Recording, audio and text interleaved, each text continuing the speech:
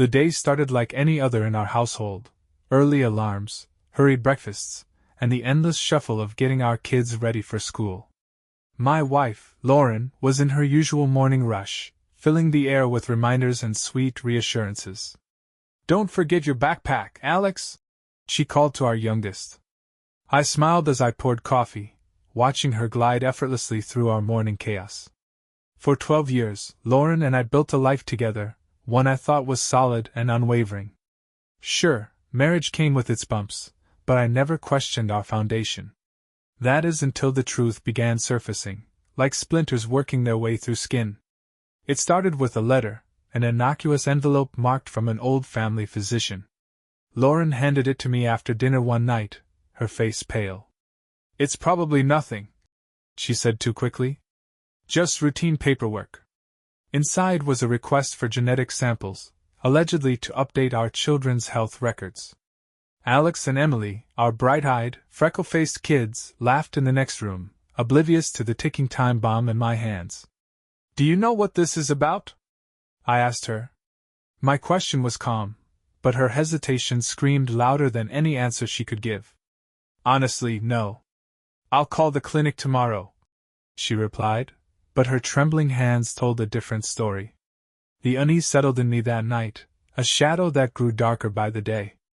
Lauren's reassurances fell flat, her avoidance when I brought up the tests only sharpening my suspicion. When the clinic called to follow up, I decided to take matters into my own hands. A week later, I found myself in the office of Dr. Harold Mason, the same physician who delivered both our kids. "Thank you for coming in, Mr. Davis," he said, his voice thick with hesitation. "I assume Lauren has spoken to you about this?" "She mentioned the tests but didn't explain much," I lied, watching his face for cracks. "Why do you need genetic samples from my children?" Dr. Mason sighed heavily and removed his glasses. "It's not protocol to disclose this without consent, but given the circumstances." He paused, visibly uncomfortable. "An anomaly in past blood tests suggested a need for confirmation regarding familial links." Familial links? The words hung heavy between us. The air left my lungs as if I'd been sucker punched. "Are you saying my kids?" He leaned forward, his face a portrait of regret. "The results may suggest they are biologically unrelated to you. We need genetic confirmation before making further determinations." My world tilted. I staggered out of the office, my mind replaying every moment I'd held Alex and Emily close, every time I'd said, "I'm so proud of you," only to now question their very connection to me. That night, I confronted Lauren, my voice barely above a whisper yet razor-sharp. "Why don't my children share my DNA?" Her face drained of color. "What are you talking about?" she asked, but her voice wavered. "You know exactly what I mean, Lauren. Who's the father of my children?" The silence stretched endlessly until, finally, her facade cracked. "It's not what you think," she blurted. "It's complicated." "Then explain it," I demanded, my fists clenched. "Make me understand how the children I've raised and loved might not even be mine." She broke down then, sobbing into her hands. "It was before Alex was born," she began shakily. "I was feeling lost, and my boss, Todd, he was there for me in ways you weren't." The name hit me like a freight train. Todd, the polished, ever-charming CEO of her marketing firm. A man I had foolishly trusted. "It was just one night," she continued, as if that excused anything. "I didn't think anything would come of it. But when I got pregnant..." I stood, fury and betrayal twisting inside me. "You mean to tell me both my kids are his?" The words tasted bitter on my tongue. "I don't know for sure," she cried, but her guilt-ridden face told me everything I needed to know. The lies she'd spun for over a decade unraveled, suffocating the trust we'd once shared. The next morning, I contacted a lawyer. The truth would come out, and when it did, I vowed to make Lauren and Todd pay for the ruins of my life. The days that followed were a blur of raw emotions. Every time I looked at Alex and Emily, a crushing wave of doubt consumed me. Was the mischievous dimple in Alex's cheek really mine? Did Emily's musical talent come from me, Or was it Todd's legacy creeping into my family? I hadn't yet told Lauren that I'd already arranged for a DNA test. My lawyer, Adam Winters, had set it up discreetly. "It's the only way to move forward with clarity," he'd said. And he was right. I needed facts, not her half-truths and excuses. The kits arrived in a nondescript package, and I found myself sitting at the kitchen table, staring at the swabs like they were explosives. Alex and Emily were at school, blissfully unaware of the storm brewing at home. Lauren avoided me entirely, retreating to her yoga classes or locking herself in our bedroom. When the kids returned home that evening, I put on my best performance. We laughed over spaghetti dinner, talked about Emily's upcoming piano recital, and cheered as Alex recounted a soccer goal he scored during gym class. But inside, I felt like a fraud. "Hey guys," I said as casually as I could after dinner. "There's this cool science project I thought we could do together. Ever heard of DNA tests?" Alex's eyes lit up. "Like ancestry stuff? That's awesome." Emily, always the skeptical one, raised a brow. "Are we related to royalty or something?" I forced a chuckle. "Who knows? Maybe we'll find out we're secretly princes and princesses." They laughed, their innocence cutting me to the core. As they swabbed their cheeks and sealed the kits, I felt an overwhelming mix of guilt and determination. These children were my world, but I couldn't live under the shadow of Lauren's betrayal. I needed to know the truth, no matter how much it hurt. The samples were sent off the next morning. Each day that passed felt like an eternity, the weight of waiting gnawing at me.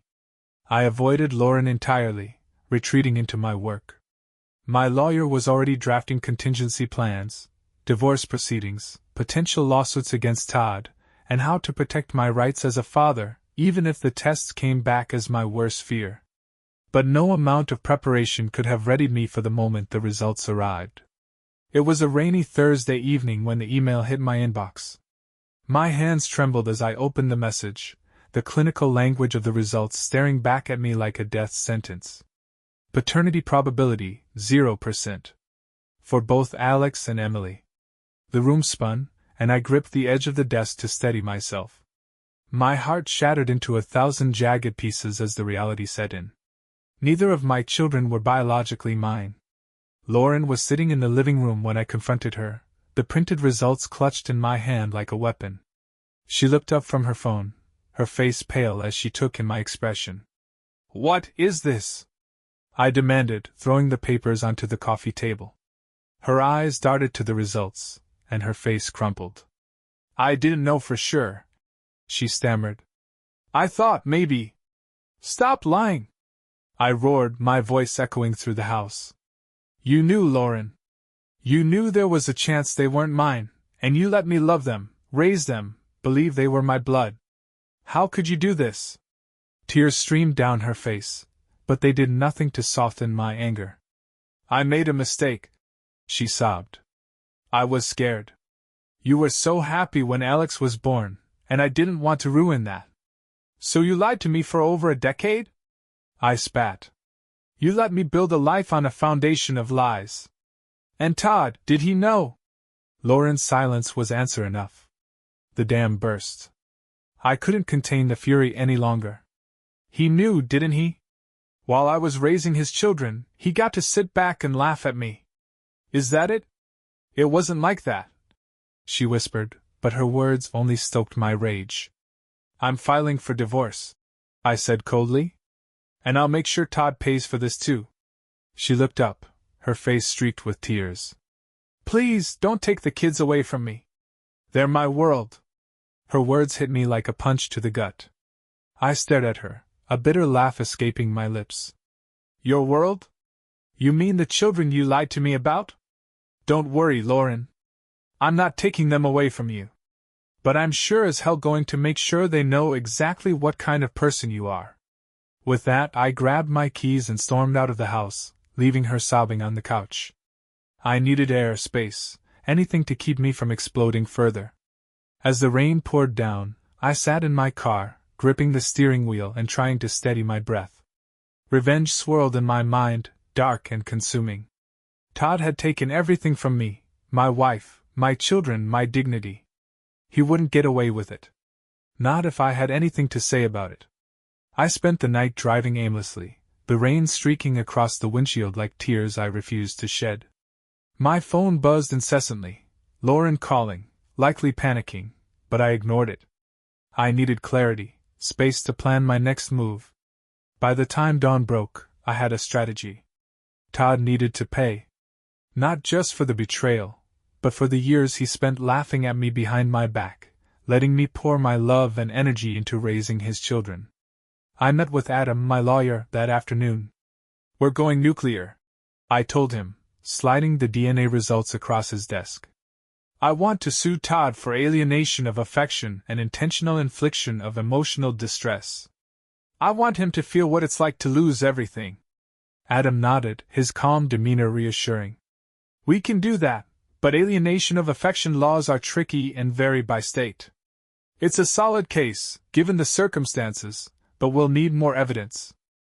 More evidence? I leaned forward, my voice a growl. I have a wife who admitted the affair, DNA results proving he fathered my children, and a decade of lies. What more do you need? We'll need a documented history of their relationship. Adam explained. Messages, photos, anything that proves he knowingly interfered with your marriage. Courts don't look kindly on hearsay. That's when I remembered Lauren's phone. Over the years, I'd seen her texting Todd more times than I could count. Innocuous at the time, but now, in the cold light of betrayal, they took on a sinister weight. Leave that to me, I said. That evening I returned home. The house was eerily silent, Lauren's absence like a void. I didn't bother calling out for her. I had no interest in speaking to her. Instead, I went straight to our bedroom. Her phone was nowhere in sight, but I knew she often left her laptop unlocked. Opening it on the desk, I held my breath as it powered on. No password. She trusted me that much, I thought bitterly. Emails, social media accounts, and even old messages were there in plain view. A search for Todd's name brought up a treasure trove of damning evidence, messages full of flirtation, secret rendezvous, and even veiled references to their children. Lauren, Todd, Alex is so much like you. It's uncanny. Todd, it's not uncanny, babe. He is mine. Our little secret. The words were a knife to my chest, but I pressed on, screenshots piling up on a USB drive. When I was done, I sat back, staring at the mountain of evidence I'd collected. This wasn't just an affair, it was a calculated assault on my family. The next day, Adam was impressed. This is more than enough, he said, flipping through the documents. We'll file the lawsuit first thing tomorrow. Good, I said, my voice steely. What about custody? They're not biologically mine, but I've raised them. They're my kids, no matter what. That's going to be a battle, Adam admitted. Courts tend to favor biological parents, but we can argue that you're their psychological father and have been their primary caregiver. The thought of losing Alex and Emily burned like acid in my veins. Whatever it took, I would fight for them. The confrontation with Lauren was inevitable, and it came sooner than I expected. She burst into my office that evening, her face pale and tear-streaked. What are you doing? She demanded, holding up a crumpled legal notice. You're suing Todd? I'm not just suing him, I said coldly. I'm destroying him. Destroying him? What about the kids? She cried. They'll find out, Daniel. They'll hate us both. They'll hate you. I snapped. You lied to them, to me. You stole the life I thought I had, and now you're worried about consequences? She broke down, sobbing into her hands. I didn't mean for it to happen this way. I never wanted to hurt you. Well, congratulations, I said, my voice like ice. You succeeded anyway. Lauren begged me to reconsider, but her pleas fell on deaf ears. I was past the point of forgiveness. Todd had taken my wife, stolen my children, and laughed in my face for over a decade. Now I was going to rip apart his world, just as he had torn apart mine. The next few weeks were a whirlwind of legal filings and preparation. Adam worked tirelessly, and I poured every ounce of my rage into gathering more evidence. Todd's company, a lucrative marketing firm, would be dragged into the spotlight, exposing his hypocrisy to the world. But as my revenge neared its crescendo, a part of me couldn't shake the gnawing fear of losing Alex and Emily. They were everything to me, no matter whose blood ran in their veins. Would they ever forgive me for the chaos I was about to unleash? That question lingered as I prepared for the battle ahead, knowing that whatever came next would change all of our lives forever. The courtroom smelled of varnished wood and stale coffee, a place where truths were dissected and lives unraveled. Sitting next to Adam, I straightened my tie, my heart pounding like a drum. This was it, the first hearing in my lawsuit against Todd. Lauren sat on the other side of the room, her gaze fixed firmly on the floor. Her lawyer whispered in her ear, but she barely reacted. Todd, however, was nowhere to be seen. A smirk crept across my face. Of course, the man who'd betrayed me didn't have the guts to show up for the fallout. Adam nudged me. "Focus," he whispered.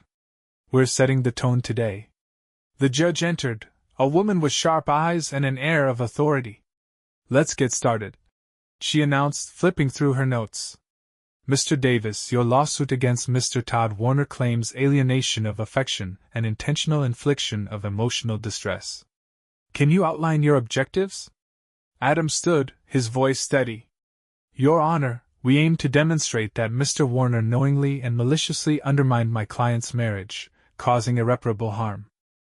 Additionally, we will present evidence of deceit and emotional manipulation, proving that Mr. Warner not only fathered the children in question but also concealed this fact while exploiting my client's resources." The judge's eyebrow twitched. "That's a bold claim, Mr. Winters. I trust you have sufficient evidence to back it up." Adam handed over a thick binder. "More than sufficient, Your Honor." The judge flipped through the pages, her expression neutral. "Very well. Let's proceed. Does the defense wish to respond?" Lauren's lawyer stood, clearing his throat.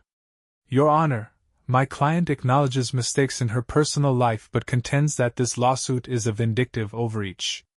We intend to show that Mr. Davis's actions are driven by anger rather than legal merit." I clenched my fists under the table, but Adam remained composed. "The facts will speak for themselves," he said coolly.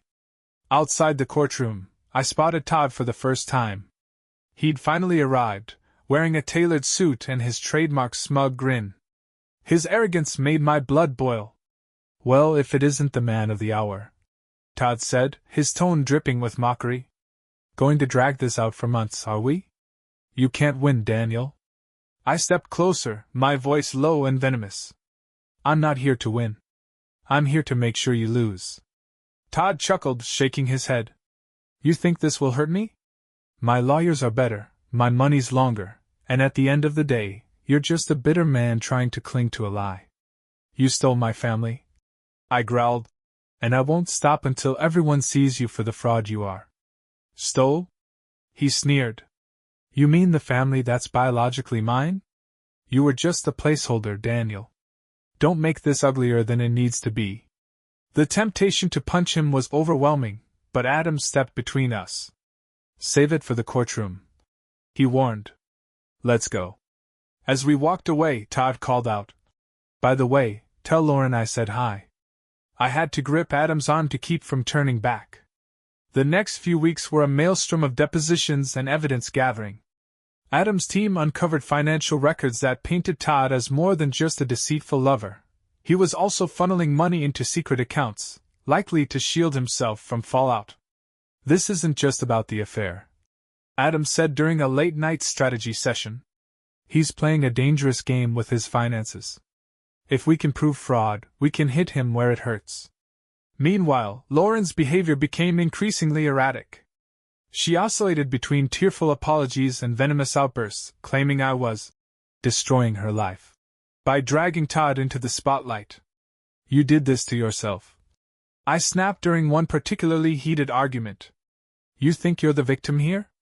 You lied to me, Lauren.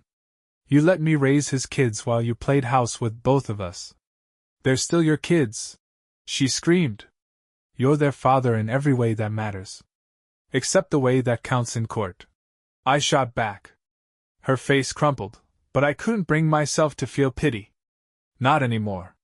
When the day finally came for Todd to take the stand, the courtroom was packed.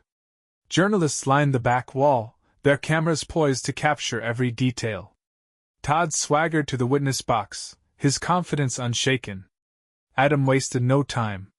"Mr. Warner, do you acknowledge that you carried on an affair with Lauren Davis while she was married to my client?" Todd smiled faintly. "We were close, yes." "Close?" Adam raised an eyebrow. "Would you define fathering her children as close?" Todd hesitated, but Adam pressed on, holding up the DNA results. "You can confirm these results, can't you? They establish you as the biological father of Alex and Emily." Todd's lawyer objected, but the judge allowed the question. Todd finally nodded, his smile fading. "Yes, I'm their father." "And yet," Adam continued, "you allowed my client to believe these children were his for over a decade. You let him provide for them, care for them, and love them under false pretenses. Did you ever once consider telling him the truth?" "I didn't see the point," Todd replied coolly. "Daniel was doing a fine job raising them. Why rock the boat?" The room buzzed with murmurs, and the judge banged her gavel. Adam leaned in. "You didn't see the point? Or was it more convenient for you to keep your hands clean while benefiting from my client's efforts?" Todd shifted uncomfortably. "I didn't ask him to raise them." "No," Adam shot back. "You just let him shoulder the burden while you reaped the rewards." As the hearing adjourned for the day, I felt a surge of vindication. Todd's facade was cracking, his arrogance unraveling under the weight of the evidence. But as I walked out of the courtroom, Alex and Emily's faces filled my mind. Would they ever understand why I was doing this? Would they hate me for it? The thought haunted me, but I pushed it aside. For now, Todd was finally facing the consequences of his actions, and I wasn't done yet. The fallout from Todd's admission spread like wildfire. News outlets latched onto the drama. CO's secret family scandal splashed across headlines, accompanied by grainy courtroom sketches and speculative articles. I didn't care about the publicity. If anything, I wanted the world to see Todd for the fraud he was. But I underestimated the collateral damage. It wasn't just Todd's reputation crumbling, it was mine too. Parents at Alex and Emily's school whispered behind their hands during pickup. Friends who'd once been close suddenly avoided me, unsure how to navigate the scandal. Even my coworkers treaded carefully, their sympathetic glances cutting deeper than outright pity. Worst of all were the children. Alex had always been boisterous and confident, but now he barely spoke at dinner, his usual sparkle replaced by sullen silence. Emily, ever perceptive, refused to meet my eyes. One night, I found her sitting on the staircase, clutching a stuffed animal she'd long since outgrown. "What's wrong, sweetheart?" I asked gently, sitting beside her. She didn't answer immediately, her small fingers picking at the worn fabric of the toy. Finally, she whispered, "Are we bad kids?" The question hit me like a freight train. "What? No, of course not. Why would you think that?" "Because you and Mom are fighting all the time," she said, her voice trembling. "And people at school say mean things about us. They say we don't belong to you." Anger flared in me, anger at Lauren, at Todd, at myself for not shielding them from the chaos. I wrapped my arms around her, holding her tight. "Emily, listen to me. None of this is your fault. You and Alex are the best thing that's ever happened to me. Don't let anyone tell you otherwise." She nodded against my chest, but her sniffles told me my words weren't enough to undo the damage. In that moment, I realized how much of the fight ahead wasn't just for my dignity or revenge, it was for them. For the kids I'd raised, loved, and would fight for until my dying breath. The next hearing focused on custody. Todd, emboldened by his lawyers, had filed for joint custody, claiming he had a right to be involved in his children's lives. The audacity made my blood boil. Adam didn't hold back. "Your Honor, Mr. Warner has never once provided for these children. He's never taken them to a doctor's appointment, attended their school functions, or even acknowledged them publicly. My client, Daniel Davis, has been their father in every meaningful way. This is nothing more than an opportunistic grab at control. Todd's lawyer countered, arguing that biological ties gave him inherent rights. The back and forth was brutal, every word another jab at the fragile family I was trying to protect. When Lauren was called to the stand, she looked exhausted, her once bright demeanor dulled by weeks of stress. Ms. Davis, Adam began, can you confirm that Mr. Davis has been the primary caregiver for Alex and Emily since birth? Yes, she said softly, her eyes darting to me. And during your affair with Mr. Warner, did he ever express interest in taking responsibility for the children? No, she admitted. He didn't want to disrupt our family. Disrupt your family? Adam repeated, his tone dripping with disdain. You mean the family he secretly fathered and then abandoned? Lauren's lip quivered, but she said nothing. The damage was done. After the hearing, I found myself outside, leaning against the courthouse steps. Adam joined me, his expression grim. We've got a solid case, but custody battles are unpredictable, especially with biological ties involved. I won't let him take them, I said firmly. I don't care what it takes. Adam sighed. We'll fight, but you need to prepare for the possibility that the court might grant him some rights. Shared custody, visitation, something. The thought was unbearable. Todd, the man who'd upended my life, having any say in Alex and Emily's future? I couldn't allow it. That night, I made the hardest decision of my life. Sitting at the kitchen table, I called Lauren into the room. She looked wary, her arms crossed defensively. What now, Daniel? She asked, her voice weary. I want full custody, I said bluntly. And I need your help to make that happen. Her eyes widened. You can't be serious. They need both of us. They need stability, I countered. And they won't get that if Todd's involved. And what makes you think the court will choose you over me? She snapped. Because you've lied to everyone for years, I said, my voice hardening. But if you're willing to stand by me, to testify against Todd, I'll make sure you stay in their lives. Her face crumpled. You'd really cut me out like that? I don't want to, Lauren, I said, softening. But this isn't about us anymore. It's about them. If Todd gets custody, even partial custody, he'll destroy their lives. You know he will. Tears streamed down her face, but she nodded. I'll do it. For the kids. The next morning, we presented a united front in court. Lauren's testimony was damning, painting Todd as a manipulative absentee who had no genuine interest in the children beyond satisfying his ego. Adam's closing arguments hammered home the point. I was their father in every way that mattered, and ripping them from the only stable parent they'd ever known would cause irreparable harm. When the judge delivered her decision, my heart raced. Custody of Alex and Emily will remain with Mr. Davis, she declared. Mr. Warner's petition for joint custody is denied. Visitation rights may be revisited at a later date pending further evaluation. Relief washed over me, but it was bittersweet. The fight wasn't over, not entirely. Todd's ego wouldn't let him walk away quietly. But for now, I'd won the most important battle. That night, I sat with Alex and Emily, watching a movie and laughing as if the past few weeks hadn't happened. They didn't need to know the details, not yet. All they needed to know was that I was there for them, always. As they drifted off to sleep, I made a promise to myself, no matter what came next, I'd protect them from Todd and anyone else who threatened our family. Lauren's betrayal might have broken me, but my love for those kids, that would keep me standing. For a few weeks, life settled into an uneasy rhythm. Alex and Emily returned to their usual selves, their laughter slowly creeping back into the house. Lauren moved into the guest room, her presence a constant reminder of the trust she'd shattered. Todd, for his part, retreated into the shadows, or so it seemed. But I knew better. Men like Todd didn't back down.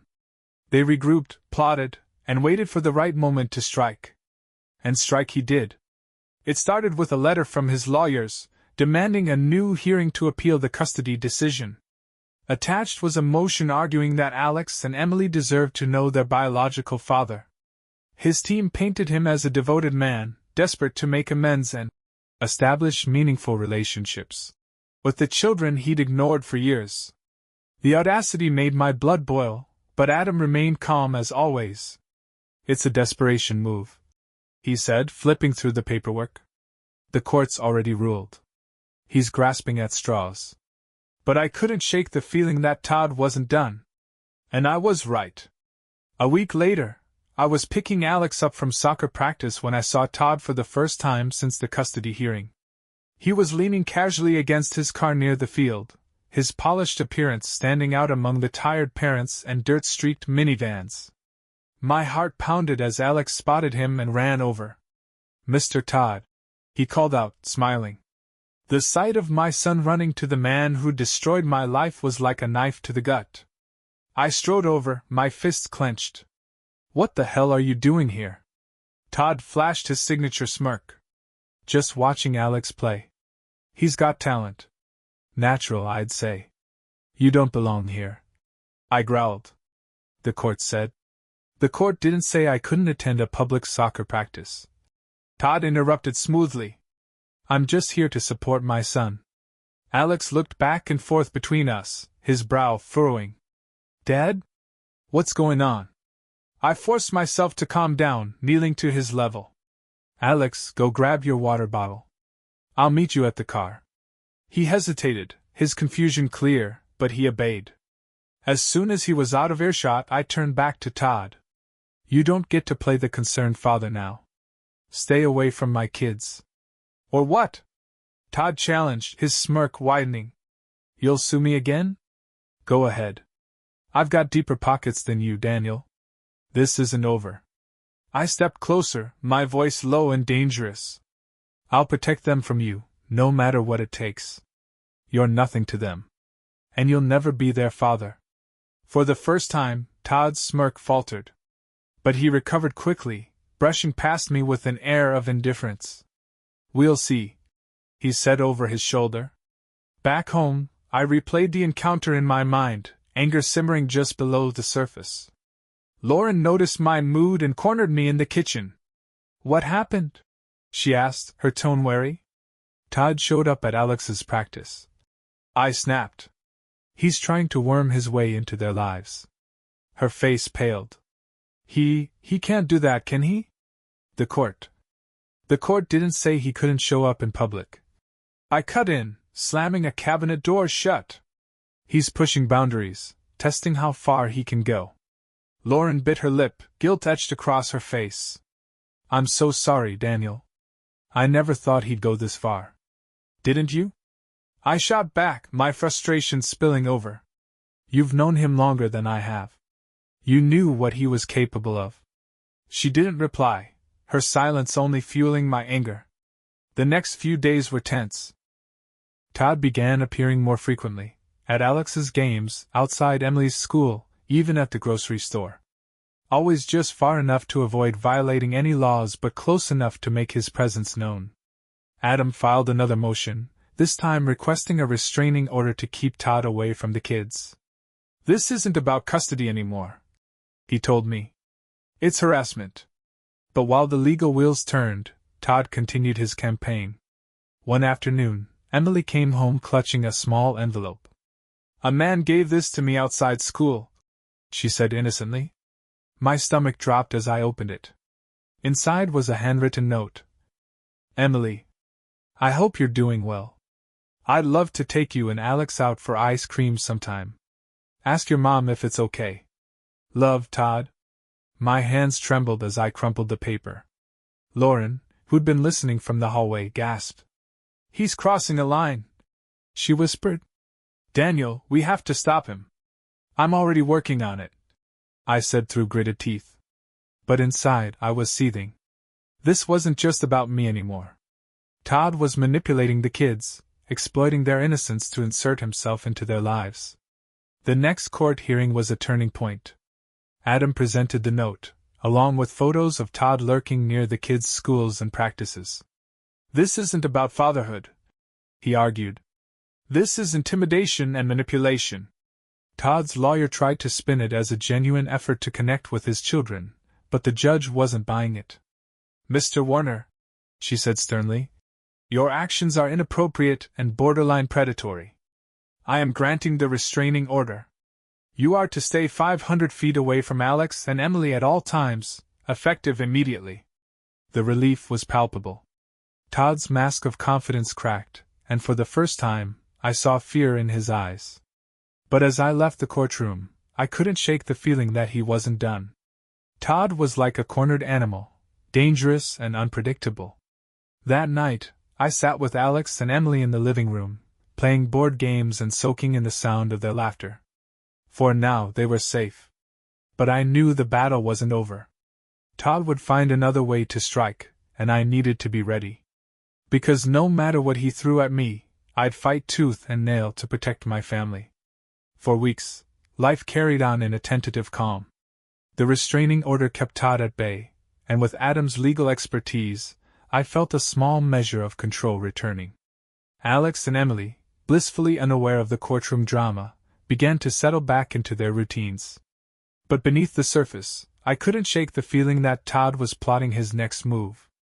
That move came on an unassuming Tuesday morning. I was at work, reviewing construction bids for a new project, when my phone buzzed. It was Adam. His voice was tense. "Daniel, you need to get to your house. Now." "What's going on?"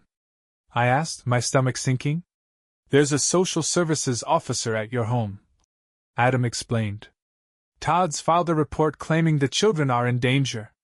He's alleging neglect and emotional abuse." The room tilted. "What? That's insane." "I know," Adam said, his tone steady. "But it's enough for them to investigate. Get home and call me as soon as you've spoken to them." I slammed the laptop shut, grabbed my keys, and bolted from the office. By the time I pulled into the driveway, there was a county vehicle parked out front. Lauren stood on the porch, her face pale, while a woman in a dark suit spoke to Alex and Emily on the steps. The woman turned to me as I approached. "Mr. Davis, I'm Officer Clara Hendricks with Child Protective Services. We've received a report alleging that the children may be in an unsafe environment." "Unsafe?" I snapped, my voice rising. "That's absurd. Who made this claim?" "I'm not at liberty to disclose that," she said calmly.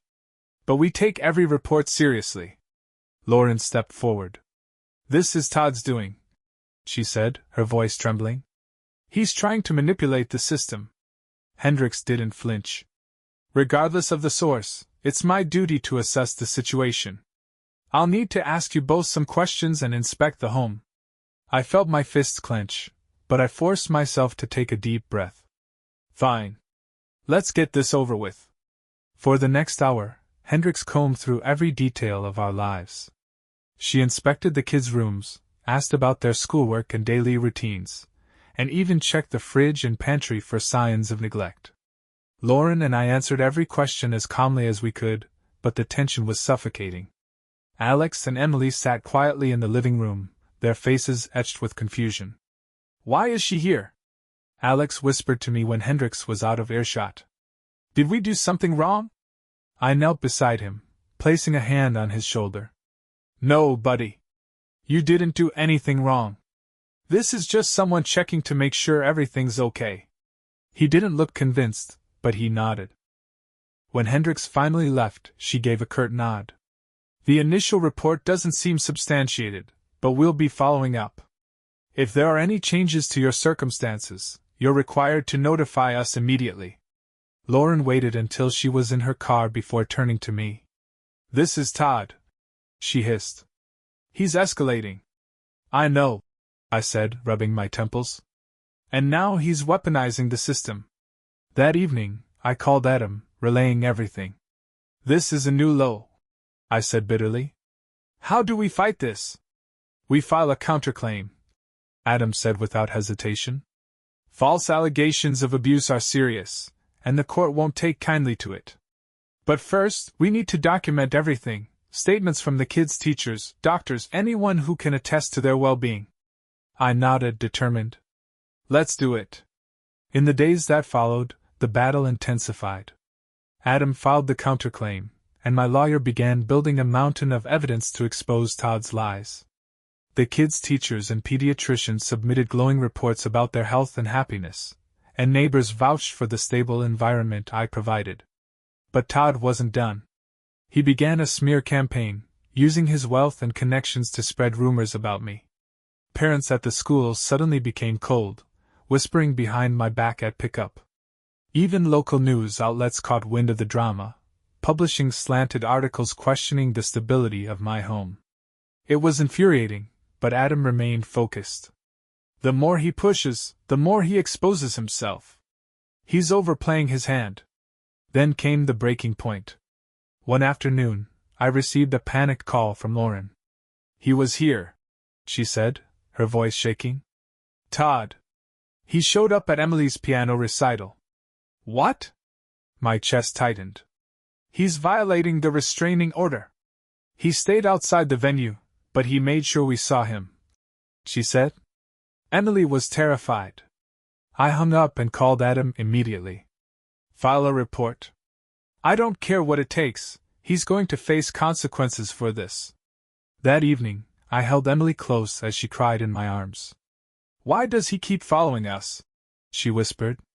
I didn't have a good answer. "Because he thinks he can," I said softly. "But I promise you, he won't get away with it." The next court hearing was explosive. Adam presented the evidence of Todd's harassment, including surveillance footage from the recital venue. "Your Honor, this is a blatant violation of the restraining order," Adam argued. "Mr. Warner's behavior is escalating, and it poses a direct threat to the children's safety." Todd's lawyer tried to spin it, claiming he was simply there to support his daughter. But the judge wasn't buying it. "Mr. Warner, your actions show a pattern of intimidation and disregard for court orders," she said sternly. "I am extending the restraining order to include a 1,000-foot radius, effective immediately. Any further violations will result in criminal charges." Todd's smug confidence crumbled, and for the first time, I saw genuine panic in his eyes. That night, I stood on the porch, watching the stars. For the first time in weeks, I felt a glimmer of hope. Todd had pushed too far, and now the system was finally holding him accountable. Inside, Alex and Emily were laughing over a board game with Lauren. Their laughter was a balm to my soul, a reminder of what I was fighting for. I wasn't done yet. Todd might have started this war, but I was determined to end it. The extended restraining order felt like a victory, but it wasn't enough to make Todd disappear completely. He was relentless, finding ways to skirt the boundaries of legality. His new strategy involved indirect interference, reaching out to mutual acquaintances, planting seeds of doubt about me, and trying to turn Lauren against me. I couldn't afford to let my guard down, and neither could Adam. "He's playing a long game," my lawyer warned. "This isn't about the kids anymore. It's about power. He wants to see how far he can push before you break." But Todd wasn't the only complication. Lauren had been strangely quiet since the incident at Emily's recital. She hovered around the kids more than usual, her guilt manifesting in overcompensation. It wasn't just annoying, it was suspicious. One night, I finally confronted her. "What's going on?" I asked as we stood in the kitchen. "You've been jumpy for days." She avoided my gaze, fidgeting with the hem of her sweater. Todd's been messaging me." My blood turned cold. "What?" "I didn't respond," she said quickly. "But he's been sending these threats. Saying he'll expose things about me, about us, if I don't convince you to back off." I slammed my hand on the counter, making her jump. "Why the hell didn't you tell me this sooner? I thought I could handle it," she said, her voice trembling. "I didn't want to make things worse." "Worse?" I snapped. "He's already dragging us through hell, Lauren. Keeping secrets only gives him more leverage." Tears welled in her eyes, but I had no sympathy left. "Forward everything to Adam," I said curtly. "We're shutting this down." The messages Todd had sent were vile, thinly veiled threats wrapped in faux concern. He accused Lauren of being an unfit mother, claimed he had evidence that could destroy her reputation, and even hinted at exposing private details of our lives to the media. It was classic intimidation, but it was also a goldmine of ammunition. Adam was thrilled. "This is exactly what we need," he said, scrolling through the screenshots. "We'll file an injunction to stop his harassment, and push for sanctions. The court won't take kindly to this kind of behavior." But while Adam worked on the legal front, I focused on protecting my family. I installed new security cameras around the house, updated the locks, and made sure the kids knew not to talk to anyone they didn't recognize. Paranoia had become my constant companion, but I couldn't afford to let my guard down. Then came the breaking point. One morning, I dropped Alex and Emily off at school as usual. They were laughing and chatting, seemingly untouched by the chaos swirling around them. It was a rare moment of peace, until my phone buzzed with an alert from the security system. A man had approached the house, lingering near the front door before disappearing around the side. The camera feed was grainy, but I recognized him instantly. Todd. I drove home like a man possessed, adrenaline coursing through my veins. When I arrived, the house appeared untouched, but the sight of Todd prowling so close to my family made my blood boil. I called the police and showed them the footage. "This is a violation of the restraining order," I said through gritted teeth. "I want him arrested." The officer nodded. "We'll file the report and issue a warrant. If he comes near your property again, call us immediately." Later that day, Adam called with more good news. "The judge has approved our motion for sanctions," he said. "Todd's behavior is escalating, and the court's taking it seriously. This isn't just a restraining order violation anymore, it's harassment." Finally, it felt like the tide was turning. Todd's arrogance had blinded him to the consequences of his actions, and now, those actions were catching up with him. In the following days, Todd's harassment stopped cold. The warrant for his arrest sent a clear message: his wealth and influence couldn't shield him forever. But while his presence diminished, the scars of his interference remained. Alex and Emily had grown quieter, their smiles less frequent. They were perceptive enough to know something was wrong, even if I tried to shield them from the worst of it. One evening, Emily crawled onto the couch beside me, clutching her favorite blanket. "Dad?" she asked softly. "Why doesn't Todd like us?" The question broke my heart. "It's not that he doesn't like you," I said carefully. "He just doesn't understand how special you are." She frowned, her small brow furrowing. "But why does he keep bothering us?" I sighed, pulling her close. "Because some people don't know how to let go of their mistakes. But you don't need to worry about him anymore. I promise." That night, I sat on the porch, staring at the darkened street. The legal battle had consumed months of my life, but for the first time, I felt like I was regaining control. Todd had tried to dismantle my family, but he hadn't succeeded. Lauren joined me, her face weary but resolute. "I'm sorry," she said quietly. "For everything. For letting this happen." I didn't reply immediately. Forgiveness was a mountain I wasn't ready to climb. But as I looked at her, I realized something important. No matter how much damage Todd had done, he hadn't broken us completely. We were battered, but we were still standing. "We're going to be okay," I said finally, more to myself than to her. "But this isn't over." She nodded. "I'll do whatever it takes to make it right." Time would tell if her words held weight, but for now, I focused on what mattered most: protecting Alex and Emily, and making sure Todd never found another way to worm his way into our lives. The battle was far from over, but for the first time, I felt ready for whatever came next. The house had grown quieter, but the silence wasn't peaceful, it was strained. Todd's harassment had lessened after the warrant for his arrest, but the scars of his interference lingered like a shadow over everything. I found myself constantly checking the security cameras, scanning every corner of the yard as if expecting him to materialize out of thin air. The kids were trying to adjust, but the weight of the drama was wearing on them. Alex had become more withdrawn, retreating to his room after school and barely speaking at dinner.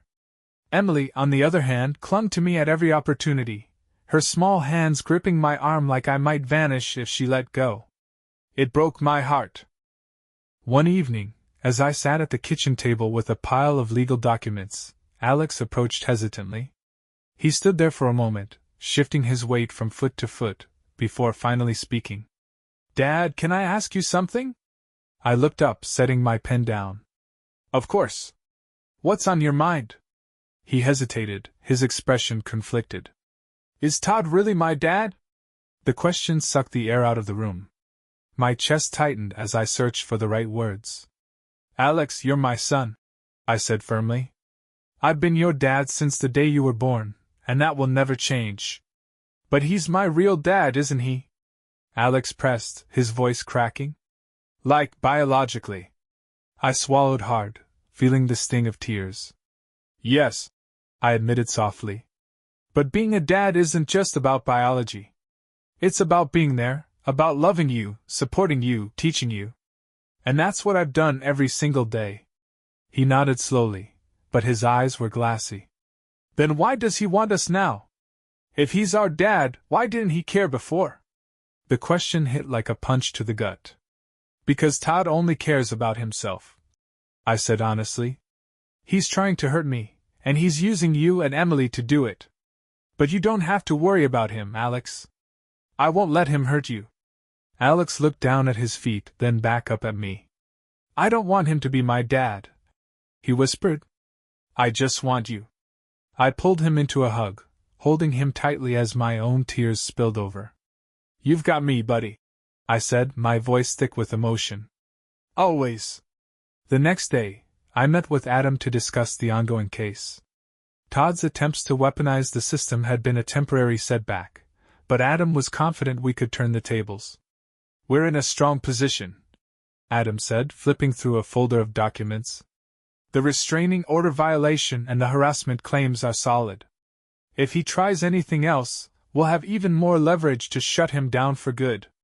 "But what about the kids?" I asked. "How do we protect them from him emotionally, not just legally?" Adam sighed. "That's the tough part. They're old enough to understand that something's going on, but not old enough to fully process it. The best thing you can do is be there for them. Reassure them. Let them know they're safe." I nodded, but the weight of the situation pressed heavily on my shoulders. Being there for Alex and Emily wasn't enough. I needed to eliminate Todd's influence entirely. A week later, the legal battle took another turn. Todd's lawyers filed a motion to dismiss the harassment claims, arguing that his actions were misinterpreted and motivated by genuine concern for his children. It was a transparent attempt to paint himself as the victim, and it made my blood boil. Adam, however, remained unfazed. "Let them dig their hole deeper," he said with a smirk. "The more they push this narrative, the easier it'll be to dismantle in court." True to his word, Adam filed a counter-motion, presenting evidence of Todd's repeated violations and manipulative tactics. The judge scheduled a hearing for the following month, setting the stage for what could be the final confrontation. In the meantime, I focused on rebuilding some sense of normalcy for Alex and Emily. We spent weekends hiking in the nearby woods, roasting marshmallows over a fire pit, and playing board games late into the night. For a few precious hours, the shadows of Todd's interference faded, replaced by the sound of laughter and the warmth of family. Lauren, to her credit, was making an effort. She volunteered to help with school projects, cooked meals that reminded me of better days, and even started attending therapy. I wasn't ready to forgive her, not yet, but I appreciated her attempts to make amends. One evening, as we sat on the porch watching the sunset, she turned to me. "I'm proud of you," she said quietly. "For what?" I asked, genuinely surprised. "For how you've handled all of this," she said. "You've been strong for the kids, for me, even when I didn't deserve it." Her words softened something inside me, but I wasn't ready to let my guard down. "I'm doing it for them," I said simply. "Not for us." She nodded, her expression unreadable. "I understand." As the court date approached, I felt a mix of anxiety and determination. Todd had spent months trying to dismantle my life, but he'd underestimated me. I wasn't the naive man he manipulated years ago. I was a father fighting for his family, and I wouldn't stop until Todd was nothing more than a distant memory. The battle wasn't over, but for the first time, I felt like I was winning. And no matter what came next, I was ready to face it head on. The courtroom was packed on the day of the hearing. The stakes couldn't have been higher. Todd's team was pushing to dismiss the harassment claims and portray him as a victim of my supposed overreach. Adam, as always, was unflappable, organizing documents and reviewing our evidence one last time. Todd entered the room with his typical air of arrogance, his lawyer trailing behind him. His smirk faltered briefly when he saw me sitting there, resolute and ready for whatever he threw my way. The judge called the session to order, her sharp gaze sweeping the room. "We're here to address motions filed by both parties regarding claims of harassment and restraining order violations," she began. "Mr. Warner, as the moving party, you'll go first." Todd's lawyer rose, his tone smooth and rehearsed. "Your Honor, my client is a father trying to build a relationship with his biological children. His actions, while perhaps misunderstood, were motivated solely by a desire to connect with his family. The allegations of harassment are unfounded and serve only to alienate him from the children." I clenched my fists under the table, my frustration boiling beneath the surface. But Adam placed a calming hand on my arm, silently reminding me to stay composed. When it was Adam's turn, he wasted no time dismantling their arguments. "Your Honor, the evidence speaks for itself.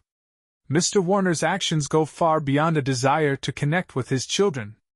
He has repeatedly violated court orders, engaged in intimidation tactics, and manipulated circumstances to cause distress to my client and his family." He presented the screenshots of Todd's threatening messages to Lauren, footage of him lingering outside Emily's recital, and a stack of testimonials from teachers, neighbors, and even Lauren herself, detailing his disruptive behavior. The judge's expression hardened as she reviewed the evidence. "Mr. Warner," she said, her voice sharp, "do you have anything to say for yourself?" Todd stood, his confidence faltering. "Your Honor, I only wanted to see my kids. I never meant to cause any harm." Adam didn't let him off the hook. "Mr. Warner, are we to believe that threatening messages, restraining order violations, and intimidation tactics are examples of harmless intentions?" Todd stammered, unable to form a coherent response. The tension in the room was palpable. After hours of arguments and evidence presentation, the judge delivered her ruling. "Mr. Warner," she began, "your actions have shown a blatant disregard for court orders and the well-being of the children involved. This court cannot condone such behavior. I am upholding the restraining order and extending it to include any indirect contact, including messages sent through third parties." She turned to me. "Mr. Davis, the court recognizes your commitment to protecting your children. The claims of harassment are substantiated, and Mr. Warner will be held accountable. He is hereby ordered to pay all legal fees associated with this case, as well as additional damages for emotional distress caused by his actions." Relief flooded through me. Todd's smirk was gone, replaced by a look of stunned disbelief. The judge wasn't done. "Furthermore, any future violations of this restraining order will result in immediate criminal charges. Mr. Warner, you have exhausted this court's patience." With that, she banged her gavel, and the case was closed. Outside the courthouse, the weight of the months-long battle lifted slightly. Adam clapped me on the back. "We did it," he said, a rare smile breaking through his professional demeanor. "He's out of your life, for now, at least." Lauren joined me, her expression a mix of relief and exhaustion. "I'm so sorry for everything, Daniel," she said quietly. "For dragging you and the kids into this mess." I nodded, not ready to forgive, but willing to move forward for the sake of Alex and Emily. "We're not out of the woods yet," I said. "But this is a start." Over the next few weeks, life began to stabilize. Todd, true to form, tried one last-ditch attempt to appeal the ruling, but it was swiftly dismissed. His influence dwindled, and for the first time in months, I felt like my family was safe. The kids started smiling more, their laughter filling the house again. Alex joined a robotics club at school, his excitement bubbling over as he shared his projects with me. Emily threw herself into piano, practicing diligently for an upcoming recital. Seeing them thrive was all the validation I needed to know I made the right choices. Lauren continued to rebuild her relationship with the kids, slowly earning back their trust. As for me, I focused on what mattered most, being the father Alex and Emily deserved. One evening, as we sat around the dinner table, Emily looked up at me with a serious expression. "Dad?" "Yes, sweetheart? Do you think Todd will ever come back?" The question gave me pause, but I met her gaze with unwavering confidence. "No, Emily. He won't. I'll make sure of it." She smiled, her small hand reaching for mine. "Good." As I held her hand, I realized that while the scars of the past might never fully heal, we were stronger for having faced them. Todd had tried to tear us apart, but he underestimated the bond we shared, a bond that no amount of lies or manipulation could break. The battle was over, and we had won. Months passed, and the chaos that had once defined our lives began to fade into memory. The wounds Todd inflicted on our family weren't forgotten, but they had begun to scar over. The kids settled back into their routines, their laughter filling the house like sunlight breaking through storm clouds. The legal battles were over, and Todd's presence had disappeared like a bad dream. For the first time in what felt like years, I could breathe again. One Saturday morning, I sat on the porch with a steaming cup of coffee, watching Alex and Emily race their bikes up and down the driveway. Lauren stepped out, holding her own mug, and took a seat beside me. We sat in silence for a while, the air between us still heavy with unspoken words. "Do you think we'll ever get past this?" she finally asked, her voice hesitant. I stared into my coffee, the memories of her betrayal still fresh in my mind. "I don't know," I admitted. "But for the kids, we'll keep trying." She nodded, a faint smile tugging at her lips. "That's all I can ask for." Our relationship had shifted into something more pragmatic, a partnership focused solely on raising Alex and Emily. It wasn't love, not anymore, but it was functional. For now, that was enough. As the weeks turned into months, I began focusing more on myself, something I hadn't done in years. I started going to the gym, picking up old hobbies like woodworking, and reconnecting with friends I distanced myself from during the storm. It felt good to rebuild, to find pieces of myself I'd forgotten. One evening, after tucking the kids into bed, I sat down at my desk and opened a blank journal. I had so much swirling in my mind, and putting it to paper felt like the only way to make sense of it all. The words flowed, the pain, the anger, the love I still felt for my children, and the betrayal that had nearly destroyed me. But as I wrote, I realized something else. I wasn't just writing about the past. I was writing about the future, about what I wanted to build from the ashes. By the time Alex's robotics competition rolled around, life felt almost normal again. He stood nervously in the gymnasium, clutching his remote control while his team's creation, a clunky but impressive robot, rolled onto the stage. "Go, Alex!" Emily cheered from the bleachers beside me, her voice loud enough to draw smiles from the other parents. I grinned, feeling a swell of pride as Alex worked the controls with confidence. His team won third place, and the joy on his face was worth every sleepless night and every ounce of pain I'd endured to protect him. Emily's piano recital followed soon after. She sat at the grand piano in a sparkling dress, her fingers poised above the keys. When she began to play, the room fell silent, the melody filling the air with a beauty that brought tears to my eyes. Afterward, she ran to me, her face glowing with excitement. "Did you hear, Dad? I didn't mess up once." "You were amazing," I said, lifting her into a hug. "I'm so proud of you." She beamed, and for the first time in months, I felt whole. The turning point came one quiet evening as I was putting Emily to bed. She looked up at me with her wide, innocent eyes and asked, "Are you happy, Dad?" The question caught me off guard. "What do you mean? You always seem worried," she said, her voice soft. "I just want you to be happy." I kissed her forehead, tucking the blanket around her. "I am happy," I said, and for the first time, I meant it. Because I have you and Alex? That's all I need. The house grew warmer, not just in temperature but in spirit. The kids were thriving, and Lauren and I had found a fragile peace. It wasn't perfect, but it was enough to move forward. One day, as I worked in the garage, Alex came in and sat beside me. "Dad," he said, his tone serious. "Thanks for everything." I looked at him, confused. "For what?" "For fighting for us," he said simply. "For being our dad." Tears prickled my eyes, but I managed to smile. "Always, buddy. Always." Life would never be the same, but that was okay. The scars Todd left behind were a reminder of the battles we'd fought and the strength we'd found as a family. And though the road ahead would have its challenges, I knew we could face them together. Because no matter what, we were still standing. And that was victory enough.